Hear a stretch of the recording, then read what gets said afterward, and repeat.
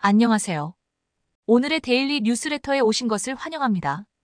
지난달 25일 중국 소온닷컴은 한국이 베트남에게 무기를 팔려고 한다며 그렇게 되면 러시아를 자극해서 그들의 타격 목표가 될 수 있다고 말했습니다. 지난 20년 동안 베트남은 러시아의 주요 고객이었고 대부분의 베트남 무기들은 러시아에서 온 것이라고 했습니다. 그런데 우크라이나 전쟁으로 러시아 내에서 위기가 발생하자 한국 정부가 직접 동남아 국가들을 방문해 방산수주 작전을 펼칠 기회를 줬다고 표현했습니다. 이중 국매체는 한국이 베트남에 무기를 판매하는 것은 문제가 없지만 이로 인해 러시아와 한국의 관계가 더욱 긴장될 수밖에 없다면서 하지 않아도 될 걱정을 하며 훈수를 두었습니다. 일각에서는 이러한 중국의 반응이 러시아산 무기를 수입하지 않는다면 베트남은 한국산 무기가 아닌 중국산 무기를 사야 하는 게 아니냐는 의문에서 시작되었을 것이라고 했습니다. 최근 베트남을 비롯한 동남아시아 국가들은 남중국해로 확장하는 중국의 무리한 정책을 견제하려 하고 있습니다. 그러자 중국은 필리핀에 이어 베트남도 미국과 군사적 연계를 하는 것을 군국주의의 길로 간다고 주장하면서 또한 이들 국가들이 한국산 무기를 수입하는 것을 극도로 경계하고 있습니다. 그런데 최근 중국은 한국이 글로벌 방산 시장에서 두각을 드러내는 것 못지않게 한국이 개발하고 있는 무기의 새로운 소식이 중국에 미칠 영향에 대해서도 우려하고 있습니다. 그동안 괴물 미사일로 불려왔던 한국의 현모 탄도미사일이 올해부터 본격적으로 양산된다는 소식이 전해졌습니다. 알려진 바와 같이 현모호는 한국형 삼축 체계 중 하나인 대량 응징 보복의 대표적인 수단으로 현모호는 핵무기가 없는 상황에서 최대한 핵무기에 맞먹는 파괴력을 낼 수 있게 설계된 고중량 미사일입니다. 지하 100m보다 깊은 갱도나 벙커 등 표적을 파괴할 수 있어 유사시 김정은과 북한 수뇌부가 집결하는 전쟁 지도부와 핵미사일 기지 등 핵심 시설을 타격할 수 있습니다. 한국 정부는 지난 4월 외신 인터뷰에서 북한의 초고성능 초강력 무기 언급하면서 현모 5 전력 배치를 예고한 바 있었는데 군은 미사일 사령부 예하부대에 최대 2,000여 발을 배치한다는 계획을 세우고 있다고 알려졌습니다. 정부 고위 관계자는 현모호는 올해 초부터 시험 발사를 거쳐 개발이 마무리됐으며 올해 말부터 양산에 돌입했다며 한화 에어로스페이스 보훈 공장에서 올해 말부터 연간 최대 70여 발을 생산할 수 있을 것이라고 말했습니다. 그렇게 되면 현모호는 미사일 사령부 탄도미사일 여단 예하부대인 1200대대 등에 배치될 것으로 보이는다. 중국은 지금 이 미사일이 어디에 배치되는지에 대해 촉각을 기울이고 있습니다. 미사일 사령부는 원래 충청북도 음성에서 있다가 2019년 강원도 원주로 이전했다고 했는데 지난해 핵심 기지는 여전히 충청도에 있는 것으로 파악되기도 했습니다.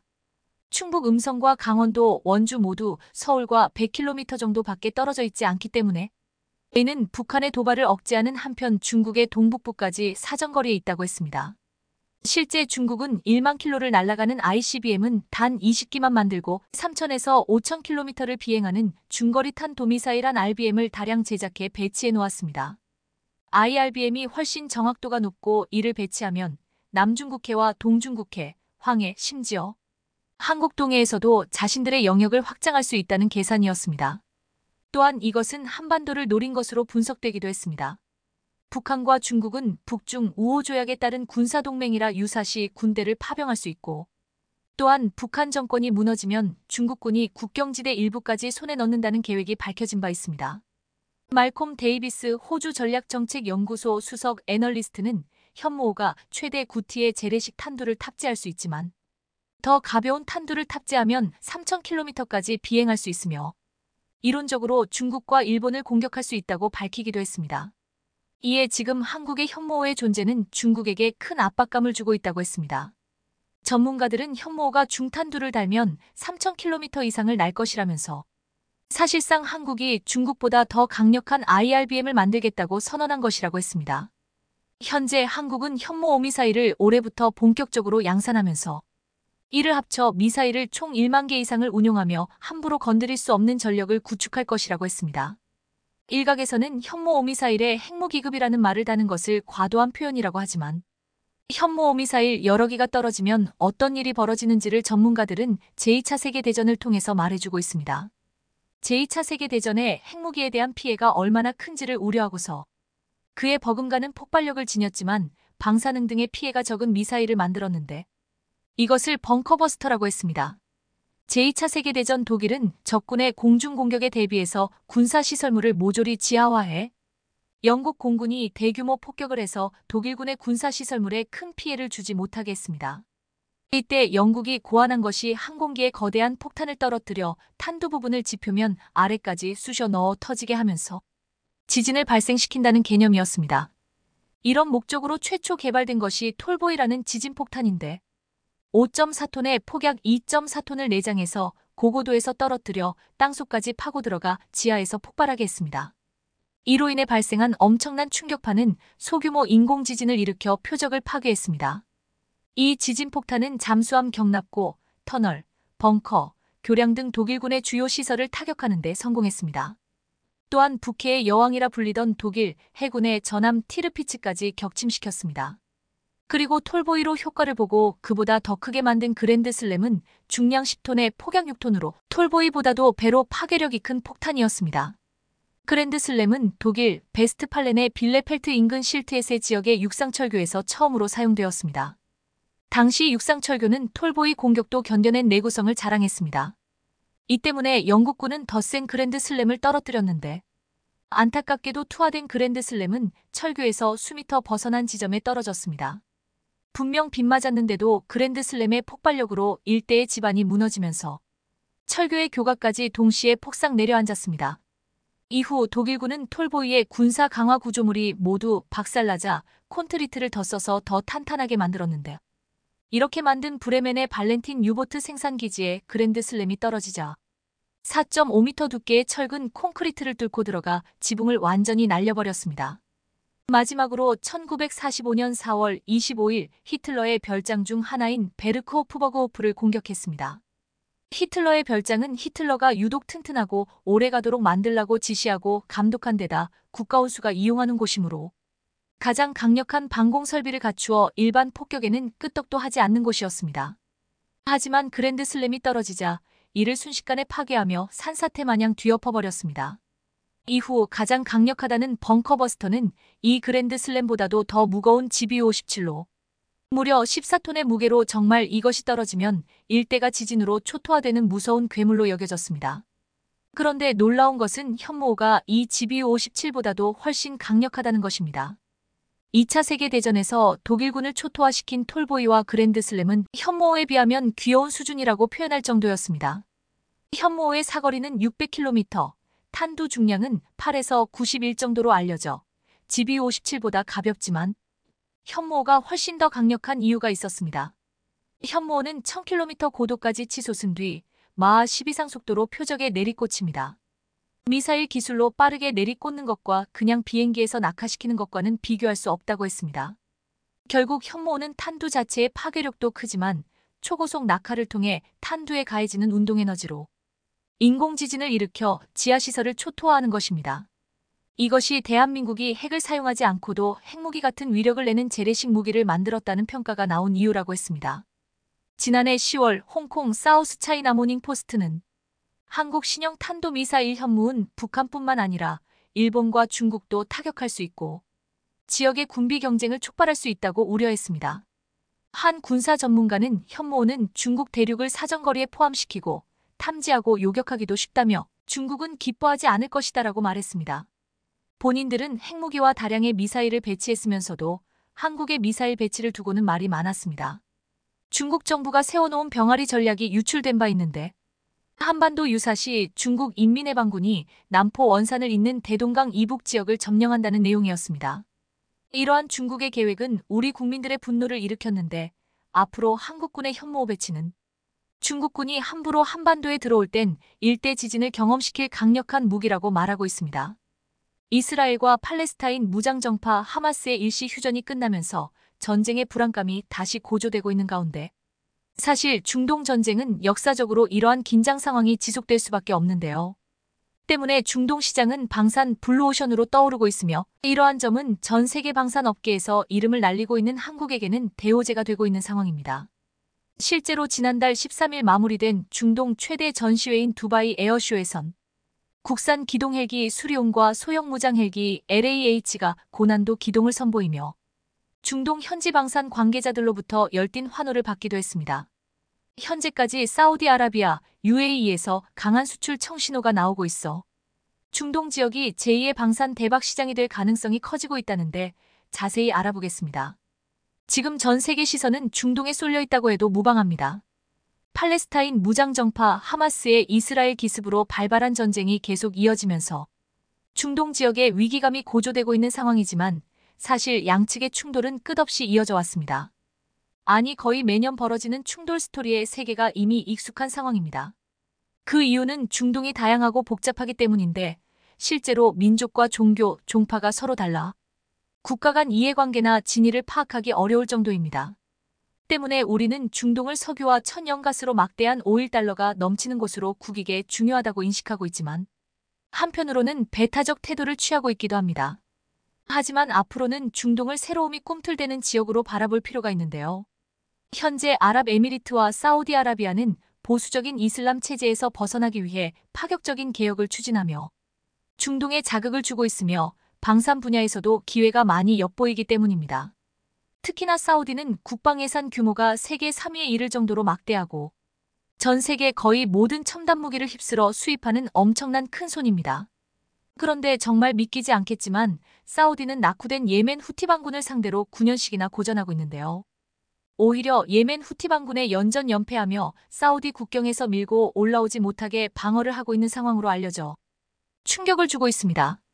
사실 현재 사우디는 27만 명에 달하는 대부분 병력을 용병에 의존하고 있는데 파키스탄, 아프리카 수단 등 사우디 주변 극빈국에서 넘어온 용병들이 국방을 담당하고 있습니다. 이런 기이한 일이 벌어진 건 1938년 사우디의 석유가 발견된 이래로 세계 최대 산유국으로 군림하면서 국민들이 국방에 무관심하게 됐기 때문입니다. 군사력 강화를 위해 징병제 실시를 수차례 검토했지만 모두 국민들의 엄청난 반발로 번번이 실패하고 말았고 결국 용병들에게 병력을 의지할 수밖에 없게 된 겁니다. 이런 이유로 인해 2019년에는 예멘 후티 반군이 사우디군 2,000여 명을 포로로 잡았다며 동영상을 공개해 국제적 망신을 당하기도 했는데요. 이뿐 아니라 전투 도중 장갑차가 후진하다가 아군 차량을 들이받거나 값비싼 에이브럼스 전차를 적진도 제대로 탐지해보지 않고 돌진하다 한꺼번에 10대 이상 잃은 경우도 있습니다. 제대로 된 작전이나 전략 없이 무작정 물량 공세만 펼치다가 제대로 된 공격도 하지 못하고 큰 손해만 입은 겁니다. 결국 제 아무리 최첨단 무기를 들여오고 막대한 돈을 지급해도 싸울 의지가 없는 군대가 승리하긴 어렵다는 교훈을 주고 있는 겁니다. 사우디 정부도 오합지졸 군대를 어떻게든 개혁해보려 노력하고 있지만 쉽지 않은 상황이라 그래서 한국을 선택한 건데요. 실제로 지난달 중순 사우디가 갑자기 포병을 동원해 예멘의 북부 사다 지역을 먼저 폭격하는 이전과 아주 다른 상황이 펼쳐졌습니다. 현지 매체에 따르면 사우디군은 이날 아침 대구경 포탄 수십여 발을 발사해 사다 일대를 집중 포격한 것으로 전해졌습니다. 예멘 북부의 교통 요충지인 사다 지역은 오랫동안 계속된 사우디와 전투로 후티 반군 주력 부대가 대거 주둔하고 있는 곳으로 후티 지상군은 물론 항공전력과 미사일 부대도 사우디를 공격하기 위해 이 일대에 배치된 상태입니다. 과거와 같으면 예멘의 기습이 언제 있을까 전전긍긍하기만 했던 사우디였을 텐데 뜬금없이 선 공격을 퍼부으면서 평소와 다른 모습을 보인 겁니다. 그런데 알고 보니 사우디가 이번에 예멘을 포격할 때 사용한 무기는 다름 아닌 한국의 다연장 로켓 천무였는데요. 사우디는 그동안 후티 반군을 공격할 때 전투기 공습을 선호했지만 이번 공격은 공군이 아니라 포병이 수행했고 국경에서 40km 이상 떨어진 지역을 타격했습니다. 사우디 포병이 보유한 무기 가운데 이런 공격을 할 수 있는 건 천무입니다. 그동안 예멘 내전에서 이란 정부가 지원한 후티 반군과 전투를 벌였던 사우디는 지난 4월부터 평화협상에 돌입했었지만 이스라엘 팔레스타인 전쟁이 발발한 이후 협상이 틀어져 버렸습니다. 이렇듯 중동 지역 내 전쟁이 더 가속화 가운데 사우디의 선택이 천무였다는 사실에 주목할 필요가 있습니다. 실제로 비밀리에 1조 원 규모의 천무를 수입해 부대에 배치한 사우디는 후티와 평화협상을 시작한 4월 예멘 국경에 있는 K239 부대를 처음 일반에 공개했습니다. 사우디가 수입한 천무는 사거리 45km 무유도탄인 230 로켓과 사거리 80km 유도탄인 239 로켓 두 종류로 알려졌습니다. 그리고 사실 이번에 천무가 없었더라면 사우디는 예멘 후티 반군의 미사일에 폭격당하는 일이 불 보듯 뻔했으며 자칫하면 몰살당했을 수도 있었던 상황입니다. 실제로 후티 반군은 이번에 포탄 수십 발을 얻어맞고도 사우디에 별다른 반응을 보이지 않았고 실제로 대용 사격도 하지 못했습니다. 특히나 최근 후티 반군이 이스라엘을 치기 위해 사우디 국경에 집결했지만 사우디가 국경을 열지 않고 버티며 대치하고 있는 중인데요. 결국 상황을 종합해보면 사우디가 천무의 뛰어난 성능과 경쟁력을 알아보고 망설임이 없었다는 것으로 보입니다. 그것도 그럴 것이 천무 실사격을 직접 본 전 세계 방산업계 관계자들은 한결같이 모두 다 감탄하며 입이 떡 벌어졌었는데요. 앞서 호주에서 진행된 2023 탈리스만 세이버 훈련에서는 천무 실사격 시연을 본 호주의 포병 장교들, 군 당국 관계자들은 탄성을 자아내며 천무야말로 미국 주도의 지대함 타격 작전에 기여할 수 있는 무기라고 평가했었습니다. 천무는 최대 사거리 45km의 230 무유도 로켓 12발과 최대 사거리 80km 이상의 로켓 12발을 탑재해 미국의 하이마스와 비교되는 무기 체계로 대함저지 사격용으로도 사용될 수 있습니다. 천무는 하이마스보다 10km 더 가고 로켓도 6발이나 더 탑재해 위력이 상당하지만 가격은 비교가 안 될 정도로 저렴해 많은 전 세계 국가들이 군침을 흘리고 있는 상황입니다. 천무는 기동성이 우수한 데다 하이마스보다 다양한 탄약을 더 많이 운용할 수 있습니다. 자동화된 사격 통제 장치를 갖춰 발사 준비 시간과 사격 후 진지 이탈 소요 시간도 짧은데 다연장 로켓으로 치고 빠지는 전술을 구사할 수 있는 겁니다. 이런 이유로 폴란드형 천무는 작년 10월 기본 계약을 체결한 후 9개월도 채 지나지 않아 생산되면서 곧바로 폴란드에 실전 배치되기도 했는데요. 앞서 말씀드렸던 것처럼 원래 천무는 최대 사거리 80km 미사일을 발사할 수 있는데 이번에 사거리 290km의 KTSSME가 탑재되면서 더욱더 강력한 무기로 진화했습니다. 때문에 폴란드에서는 북한을 초토화시키려고 개발한 KTSSME를 탑재한 천무만이 살 길이라는 평가가 나옵니다. 실제로 폴란드가 천무 KTSSME를 선택한 건 게임 체인저가 될 수 있을 만큼 강력한 무기 체계이기 때문입니다. 특히나 서방 진영에서 이런 장거리 유도미사일 체계를 생산할 수 있는 곳이 한국이 유일한 상황인데다 한국은 천무를 활용한 다양한 탄두를 탑재한 미사일을 다수 가지고 있다는 엄청난 경쟁력을 보유하고 있는 상황입니다. 실제로 이 가운데에는 에이테크მს와 함께 거론되고 있는 KTSSM가 있습니다. KTSSM의 특별함은 일반적인 고폭탄뿐 아니라 열압력탄을 탑재하는 방식이라는 점으로 파편이 거의 없어 구조물을 파괴시키는데 아주 효과적으로 알려졌습니다. 이런 KTSSM은 엄청난 위력에도 불구하고 발당 8억 원으로 가성비가 매우 훌륭한 것으로 전해지는데 천무를 더욱더 빛나게 해주고 있는데요. 더구나 천무는 보병 휴대용 장비인 형공처럼 쉽게 유통될 수 있는 무기가 아니지만 사우디는 물론 UAE에서도 기존 다연장 로켓 장비를 뛰어넘는 성능과 신뢰성으로 큰 호평을 받고 있는 중입니다. 이렇듯 천무의 엄청난 화력과 위력이 어마어마한 가운데 앞서 사우디로부터 천궁이 방산 수출 임박 소식도 들려왔었는데요. 방산업계에 따르면 여기에 더해 최근 사우디에선 천무뿐 아니라 대공 방어체계, 화력무기 등 향후 다른 무기 수출도 기대해도 좋을 만큼 다양한 분야에 걸쳐 대규모 방산 협력 논의가 이루어졌습니다. 그리고 최근 폴란드에서도 천무 발사대가 잇따라 무사히 폴란드 땅에 상륙하는 등 순조로운 상황이 이어지고 있는데요. 폴란드는 한국에서 완제품으로 이송된 2대의 천무와 현지에서 통합 작업을 마쳐 완성될 15대의 발사대를 갖게 됐습니다. 폴란드 국방부는 작년 10월 한화 에어로스페이스와 천무 288문을 도입하는 기본 계약을 체결하면서 올해 18대 공급을 시작으로 2027년까지 8조 5천억 원 규모의 천무를 인도받을 예정입니다. 그리고 이런 순조로운 납기 소식에 더해 최근 폴란드 군에 천무 발사대를 탑재한 호마르케이가 배치됐다는 소식이 전해졌습니다. 방산업계에 따르면 부하 슈차크 폴란드 국방장관은 지난달 27일 폴란드 최초의 통합 다연장 로켓 발사기인 호마르케이가 공장을 떠나 제18기계 화사단 제18포병 연대에 직접 전달됐다고 자신의 SNS에 밝혔습니다. 폴란드 군에 배치된 호마르케이는 지난달 2일 쫄란드에 도착한 발사대 1개와 발사대 모듈 4개로 폴란드제 옐츠 8X8 차체를 결합한 것인데요. 천무가 폴란드에 이어 중동 지역에서 성공적인 데뷔전을 치르고 세계 최강 다연장 로켓 시스템으로 입소문을 타 추가 수출의 물꼬를 틀 수 있길 기대해보겠습니다. 그야말로 전 세계가 관심 있게 지켜볼 만큼 대한민국의 최근 방산 수출 성과가 대단합니다. 실제로 한국은 이미 방산 강국에 이어 글로벌 방산 수출 4대 강국으로의 등극을 목전에 두고 있는데요. 심지어 국방 예산만 1,000조 원을 써 천조국으로 불리는 미국도 한국산 무기에 크게 관심을 보이고 있을 정도로 방산 분야는 이제 우리에게 안보이자 경제가 됐습니다. 그런데 이번에 사상 최초로 미국 본토 현지에서 한국 무기가 성능 시험을 한다고 발표되며 많은 사람들이 관심을 모으고 있습니다. 앞서 지난해 말 주한미군 기지에서 시연을 선보였던 이 무기는 미 8군 사령관을 깜짝 놀라게 해 현장에 있던 모든 이들이 기립박수를 쳤다는 소식이 나왔었는데요. 이번에 미국 현지에서 실제 테스트를 진행하게 되면서 미 국방부로부터 인정받은 기술력을 바탕으로 본격적인 미국 시장 공략을 준비하고 있습니다. 과연 미국을 놀라게 한 한국의 무기체계가 어떤 것인지 자세히 알아보겠습니다. 드디어 우리 군에서 SF 영화에서 볼 법한 원격으로 조종하는 다목적 무인 차량이 도입될 전망입니다. 미래 전장을 지배할 다목적 무인 차량은 아직 세계적으로도 전력화된 사례가 없는데요. 하지만 최근 현대로템과 한화에어로스페이스가 자신들이 개발한 다목적 무인 차량의 영상을 공개하며 본격적인 경쟁을 시작했습니다. 우선 현대로템이 공개한 다목적 무인 차량은 HR 셰르파로 2019년에 개발 완료돼 같은 해 개최된 한아세안 특별 정상회의에 이어 이듬해 열린 국군의 날 기념 행사의 모습을 드러내며 자율주행 능력을 시연했었습니다.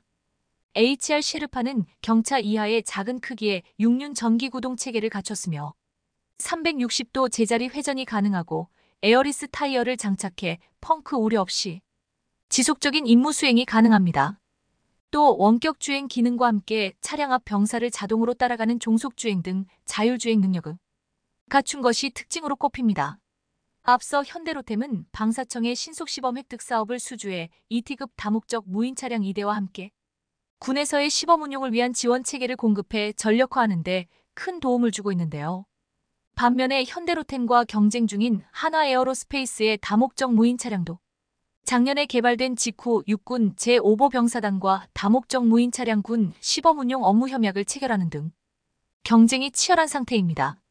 한화에어로스페이스가 개발한 아리온스맨은 현대로템의 HR 셰르파와 같은 6륜 구동으로 움직이며 적재 중량이 500kg에 달하며 1회 충전으로 100km 이상 주행이 가능합니다. 또한 원격 운용 중 통신이 끊기면 1분간 재연결을 시도하다 최초 출발점으로 돌아오는 스마트 자율복귀 기능도 갖추고 있다고 합니다. 특히 한화에어로스페이스는 국내에서 유일하게 RCWS, 즉 원격 사격 통제 체계를 개발하며 양산하고 있는 업체로 이 기술을 적용한 게 가장 큰 특징입니다. 이렇듯 국내 방산 업체를 대표하는 두 기업이 경쟁을 통해 뛰어난 다목적 무인 차량을 개발해 전력화시킨다면 또 다른 방산 수출의 활로가 트일 것으로 벌써부터 기대되는데요. 그런데 이 경쟁에서 한화에어로스페이스가 치고 나가고 있습니다. 한화가 자체 개발한 다목적 무인 차량 아리온스맷 ARION SMET 미국 해병대 훈련장에서 성능 시험을 치른다는 소식이 나와 크게 화제가 되고 있습니다. 미 국방부로부터 인정받은 기술력을 바탕으로 본격적인 세계 군용 무인 차량 시장 공략에 나선다는 계획인데요. 9월 14일 한화에어로스페이스는 최근 미국 국방부와 해외 비교 성능 시험 FCT 사업 계약을 체결했다고 밝혔습니다. 이에 따라 올해 12월 초부터 3주간 미국 하와이 오아후 섬 해병대 훈련장에서 아리온스맷에 대한 본시험이 진행될 예정입니다. FCT란 미 국방부가 전 세계 동맹국 방산기업이 가진 우수기술을 평가하고 미군이 추진하는 개발 획득 사업으로 연계하기 위해 추진하는 사업입니다. 각국에 파견 중인 미 국방무관들이 300여 개의 해외 기술을 식별하고 미군이 심사를 진행해 이 중 10여 개를 최종 선정해 사업을 진행하는데요. 시험평가를 성공적으로 마치게 되면 미 국방부가 관련 획득 사업 추진 여부를 결정하는 구조입니다. 이번 현지 시험은 하와이 미 해병대 주둔지 인근에서 진행되는데 아리온스맷은 정해진 장소에서 일정 거리 떨어진 곳까지 연료, 전투 식량 및 식수, 환자, 수리부 소품 등을 수송하는 임무를 수행합니다. 특히 이번 성능 시험은 FCT 과제를 통해 미국 본토에서 진행되는 최초의 시험이라서 더욱 주목을 받고 있는 것인데요. 한화에어로스페이스는 이번 FCT 시험을 통해 무인 차량 제조 기술과 야지, 자율기동 소프트웨어, 기술 등 세계 최고 성능을 요구하는 미 해병대의 조건을 모두 충족시키겠다는 계획입니다. 앞서 아리온스맷은 지난해 10월 미 국방부 FCT 과제로 채택된 이후 캠프 험프리스에서 주한미군을 대상으로 한 장비 시연에 나선 바 있습니다. 국내 개발된 군용 무인 차량이 FCT 과제로 채택된 것은 아리온 스맷이 최초입니다. 아리온 스맷의 최고 속도는 43km시이고 전기 충전 후 항속거리를 무려 100km나 갈 수 있습니다. 그리고 적재 중량도 550kg로 글로벌 톱티어 장비를 모두 넘어섰다는 평가를 받습니다. 앞서 아리온 스맷은 주한미군 기지에서 처음으로 우리 기술로 만든 전투용 무인 차량의 성능을 시연하면서 많은 사람들을 놀라게 했습니다. 당시 시연을 지켜본 미 8군 사령관이 무인 차량의 성능에 깜짝 놀라 기립박수를 치며 만족감을 드러냈다고 하는데요. 아리온 스맷은 한 번 충전으로 100km 이상 주행이 가능한데 곳곳에 놓인 장애물을 피해 운전하는 건 기본으로 적의 움직임을 실시간으로 추적하는가 하면 총소리만 듣고도 자동으로 총구 방향을 돌립니다. 총이 탑재된 곳을 360도로 회전할 수 있는데 최대 200발까지 장착할 수 있으며 최대 550kg까지 탑재할 수 있어 탄약 등 물자 수송은 물론 부상병도 이송할 수 있습니다. 여기에 최대 6M 높이까지 확장 가능한 수직 확대 장치까지 올리면 반경 3에서 4km 이내 인근 지형 지물과 적의 움직임까지 탐지할 수 있기 때문에 감시 정찰 자산으로도 활용할 수 있습니다. 그런데 미국이 평택 주한미군 기지에서 항공 무기의 성능을 점검한 건 이번이 처음으로 특히나 미 8군 사령관이 성능 시연회에 직접 참가해 시작 전부터 이목을 집중시켰는데요. 그만큼 미군이 한국산 무인 차량 기술에 큰 관심을 표명했다는 의미로 보입니다. 실제로 캠프 험프리스 내 훈련장에서 미 8군 마크 홀러 작전 부사령관 앞에서 시연을 보인 아리온 스맷은 지도에 설정한 경로를 따라 거침없이 자율주행을 하고 장애물 앞에 서는 등 현장에 있는 이들을 감탄하게 만들었습니다. 아리온 스맷은 아예 처음 가는 곳을 자율주행할 수는 없지만 한번 지형 지물을 익혀놓으면 가능하며 인간이 원격 조종하는 일도 가능한데요. 이날 아리온 스맷은 도로에 설치된 장애물 앞으로 차량이 나아갔는데 S자 형태로 주행할 수 있도록 놓여있는 장애물을 요리조리 피해 다니며 목표 지점까지 주행했습니다. 아리온 스맷의 주무장은 원격 사격 통제 체계 RCWS에 장착된 기관총으로 우리 군에서 사용하는 K3, M60 기관총은 물론 E2를 대체할 K15, K16 기관총도 장착할 수 있습니다. 일반적으로 RCWS에는 감시 장비가 달려 있어 영상을 기반으로 사람이나 차량을 인식해 표적을 자동으로 추적할 수 있습니다. 이뿐만 아니라 수십 미터 남짓 떨어진 곳에서 미군 관계자가 공포탄을 터뜨리자 RCWS에 장착된 센서가 이를 자동으로 인식해 총구를 그쪽으로 겨누었는데요. 이어 차량이 도로를 따라 주행하자 아리온 스맷이 그 뒤를 따라갔는데 차량뿐만 아니라 인간도 따라갈 수 있다고 합니다. 뿐만 아니라 공차 중량 1.45T에 550kg 정도 화물을 운반할 수 있는 아리온 스맷은 전장에서 타이어가 손상되는 우려를 막기 위해 공기를 넣지 않는 타이어를 갖췄습니다. 방산 관계자에 따르면 이번 시연은 한화 에어로스페이스와 무인 차량 체계를 공동으로 연구하는 미국 측의 GVSC 협의에 의해 성사됐는데요. 앞서 미 국방부는 국내에서 개발된 군용 무인 차량 중 처음으로 아리온 스맷을 해외 비교 성능 시험 FCT 대상 장비로 선정했었습니다. FCT는 미 국방부가 동맹국이 보유한 우수한 국방 기술을 평가해 군의 주력 무기체계 개발과 도입에 필요한 핵심 기술을 확보하기 위한 제도입니다. FCT 대상 장비에 선정되면 시험평가 예산을 받을 수 있는데 미 국방부는 연간 1억 달러 정도 예산을 들여 15에서 20개 장비를 선정해오고 있습니다. 미군 역시 이미 자체적인 다목적 무인 차량 개발을 진행하고 있지만 만족할 만한 결과를 도출하지 못하거나 아리온 스맷의 성능이 임무에 더 적합하다고 판단하고 있는 것 같은데요. 실제로 최근 한화 에어로스페이스가 공개한 아리온 스맷의 영상을 보면 미군의 기대감은 벌써 아리온 스맷에 기울어져 있다는 판단을 해도 무방할 정도입니다. 해당 영상에 따르면 야지로 향한 아리온 스맷은 미리 설정된 입력값에 의해 우리 육군의 뒤를 따라 자율주행하는 모습은 이질감이 전혀 없었는데요.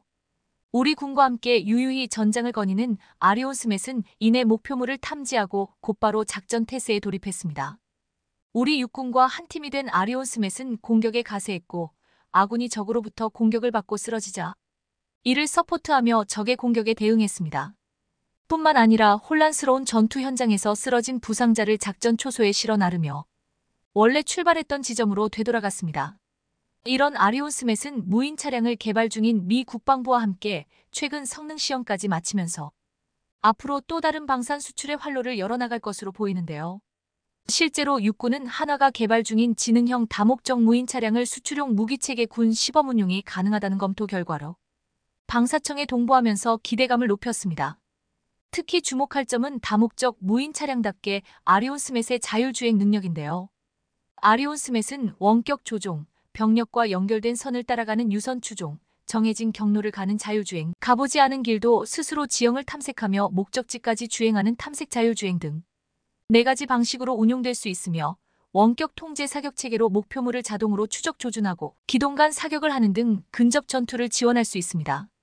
특히 한화 에어로스페이스는 야지, 자율주행과 같은 기술을 세계적 수준으로 유지하기 위해 지난 7월 카이스트와 한양대의 오타너미 HUV, 이드라이브 HUV 등 연구센터를 설립했습니다. 한화 에어로스페이스가 KAIST와 함께 설립한 오토노미 허브는 야지에서의 자율주행 기술 개발에 특화되어 있습니다. 전투 인력 감소에 따른 혁신적인 기술이 필요한 미래 환경 변화에 맞춰 국방 분야의 무인화 기술과 사내 전문 인력을 선제적으로 육성하겠다는 것입니다. 오토노미 허브는 군사용 무인 차량이 사전 정보 없이 험한 환경에서 최적 경로를 확보해 목표 지점에 도달하는 세계 최고 수준의 야지 자율주행 기술을 개발하는 게 목표입니다. 이를 위해 험한 지형에서 주변 환경을 인식하고 지형 정보를 반영한 경로를 설정하며 전파를 교란하는 제밍에 대응한 위치 추정 등 세부 과제를 2026년 상반기까지 수행하고 우수한 연구 인력도 육성할 계획입니다. 한화 에어로스페이스는 이미 MUMT라고 불리는 유무인 복합 운용 기술을 적용한 아리온 스맷을 통해 군사용 자율주행 데이터를 확보해 나가고 있습니다. KAIST 역시 로보틱스, 컴퓨터 비전 등 관련 기술 분야에서 세계적 수준의 연구 능력을 확보하고 있습니다. 특히 여기에 참여하는 명현 교수는 로봇 분야 글로벌 최대 학술 대회에서 미국 MIT 등을 제치고 우승하기도 한 자랑스러운 경력이 있습니다. 한화 에어로스페이스 관계자는 지난해 주한미군 시연에 이어 가장 강도 높은 작전 수행과 훈련을 진행하는 미 해병대와 본토에서 테스트를 치르는 것은 그간 보여준 아리온 스맷, 그 관련 기술에 대한 미군의 신뢰가 바탕이 된 것이라며 이 사업을 성공적으로 마무리해 무인체계 기술의 글로벌 시장 진출에 초석을 쌓기 위해 최선을 다하겠다고 강조했습니다. 바야흐로 한국은 4차 산업혁명 시대를 맞아 개발한 무인 차량으로 또 한 번의 도약을 꿈꾸고 있습니다. 지금과 같은 뛰어난 다목적 무인 차량을 개발해 전력화시킨다면 대한민국은 방산으로도 세계 속에 우뚝 설 것입니다. 폴란드 한국 KAPL 전차를 강화할 기술은 무엇입니까? 폴란드 디펜스24. 폴란드의 대표적인 군사 매체 디펜스24가 22일 이일성 현대로템 군수사업 담당 부사장과 K 전차 기술의 폴란드 이전에 대해 인터뷰한 보도가 큰 화제가 되고 있습니다. 디펜스24는 우크라이나 분쟁에서 탱크의 높은 효용성에 대해 입증되었다며 현대 자동차 그룹의 일부인 현대로템과 협력하며 한국에서 구현할 장갑 기술 개발 방향을 제시한다고 했습니다. 이 매체의 인터뷰 방송은 이러했습니다. 현대로템은 지난 40년간 주력 전차 기술을 개발해왔으며 K는 현대로템이 제작하는 국산 전차입니다. 현대로템의 독자적인 주력 전차 기술을 바탕으로 한 PGG와의 협력은 매우 중요합니다.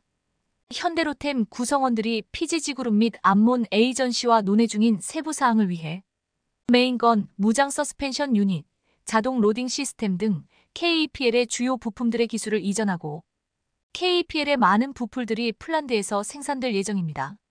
이제 우크라이나에서 몰 수 있듯이 전장에서 전차의 역할은 항상 매우 중요하며 과거에 비해 몇 가지 요소가 더 중요해지고 있습니다. 예를 들어 장갑 방어보다는 능동 방어 체계가 필요하고 디지털 체계에 기반한 협동작전 능력이 필요하고 민첩한 기동성과 보다 정확하고 강력한 화력이 필요합니다. K는 세계 최고의 디지털 시스템을 갖추고 있으며 기동성과 화력은 세계 최고 수준입니다. 현대로템은 PGG 그룹과 함께 세계 최고의 주력 전차를 완성하기를 희망하며 현대로템은 한국 정부의 지원을 받아 현대자동차 그룹의 R&D 첨단 기술을 활용하여 차세대 전차를 개발하고 있습니다. 수소에너지, 연료전지 기능, 인공지능 기반 무인 시스템 및 개선된 장갑 안티드론 시스템, 130주포 및 최첨단 전장 관리 시스템 등 여러 분야에 중점을 두고 있습니다. 아시다시피 매우 유용하고 효과적인 주력 전투 탱크를 위한 핵심 요소들이 있습니다. 이동성, 화력 및 보호 시스템입니다. 그리고 현대자동차그룹의 일원으로서 특히 모빌리티 분야에서 현대자동차그룹의 첨단 기술을 협력하고 활용할 수 있습니다. 현대차그룹은 차세대 멤버 탱크 등 미래 무기 체계를 위해 인공지능, 로봇, 무인 체계, 에너지 등 미래 기술에 막대한 투자를 해왔습니다. 현대자동차그룹 연구소와 협력하여 수소에너지, 연료전지, 무인 시스템, 모빌리티 등의 분야를 활용하겠습니다. 현대로템은 지난 16일 K전차 6대를 폴란드에 넘기며 모레 예정된 28대를 3개월 앞서 모두 납품했고 2024년에 56대, 2025년 96대 등 180여 대를 한국에서 생산해 납품할 예정입니다. 1차 계약한 180대는 긴급 소요 불량으로 우리 육군이 사용하는 버전을 최소한의 설계 변경으로 납품한 모델입니다.